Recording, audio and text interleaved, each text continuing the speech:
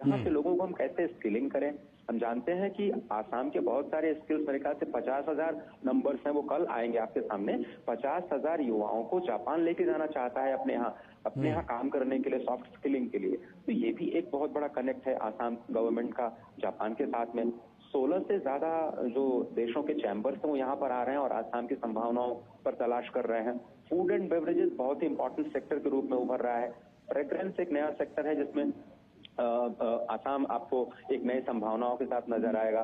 इसी तरह से बाम्बू और हॉर्टिकल्चर जो है वो बाम्बू बेस्ड प्रोडक्ट्स, आप समझिए कि हम कितने लाख करोड़ रुपए की अगरबत्ती के लिए जो लकड़ी होती है वो चाइना से आयात करते थे, अब इंडिया ने पूरी तरह से बैन कर दिया है।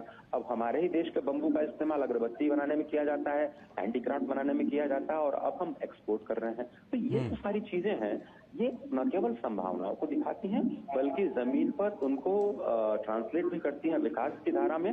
और ये आसाम से जो ये कहानी शुरू हो रही है वो गुवाहाटी से शुरू होकर गैंगटॉक तक जाएगी, जहाँ पे हम ऑर्गेनिक प्रोडक्ट्स को लेकर के जाएंगे। फिर मेघालय जाएगी जहाँ पर हम सबसे बड़े हाइड्रो पावर प्रोजेक्ट की बात करें। एक चीज और मैं आपको बता दूं, गैस बेस्ड फर्टिलाइजर प्लांट का एक बहुत बड़ी शुरुआत यहाँ पर होने जा रही है 12.5 लाख टन की कैपेसिटी में।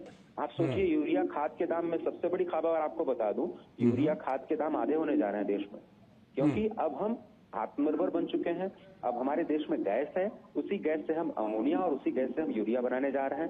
तो आज जो आंकड़ा आया है कि हम फर्टिलाइजर सब्सिडी पर, जो चौहान साहब ने कहा, शिवराज सिंह चौहान साहब ने, कि हम 1.95 लाख करोड़ रुपए खर्च करते हैं खाद सब्सिडी देने पर, फर्टिलाइजर सब्सिडी देने पर, उसमें आपके सोचिए 1 लाख करोड़ रुपए बच जाएंगे। अब वो 1 लाख करोड़ रुपए का आप किस तरह से आप प्रोडक्टिविटी में इस्तेमाल कर सकते हैं, आप सोचिए। तो सबसे बड़ी खबर यही है कि खाद के दाम आपके आधे होने वाले हैं। इसी तरह से नैनो यूरिया के जरिए कैसे हमने प्रोटेक्शन किया, आप जानते हैं। तो इस तरह की कहानियां आएंगी। अब ये देखिए, एक नीको कंपनी है जो कि एनटीपीसी की सबसे 100% ओन सब्सिडरी है। वो क्या कर रही है, वो उत्तर प्रदेश के सीतापुर में डिफेंस लैंड जिसका कोई यूज नहीं होता था, उससे 200 मेगावाट का सोलर पावर बनाने जा रहे हैं। उत्तर प्रदेश को भी फायदा, एनटीपीसी में निप्को जो है जिसका मेघालय में हेडक्वार्टर है उसको भी फायदा, और सोलर का जो टारगेट हमने रखे हैं रिन्यूएबल्स में एक देश के तौर पर, हमारे देश को फायदा। तो यहाँ से बहुत सारी जबरदस्त विकास की कहानियां निकलने जा रही है। अनटैप्ड मैं बता रहा हूँ, लोग यहाँ पर डरते थे जाने से क्योंकि सड़कें ही नहीं थी, 8 घंटे गाड़ी फंसी रहती थी हमारी आपकी।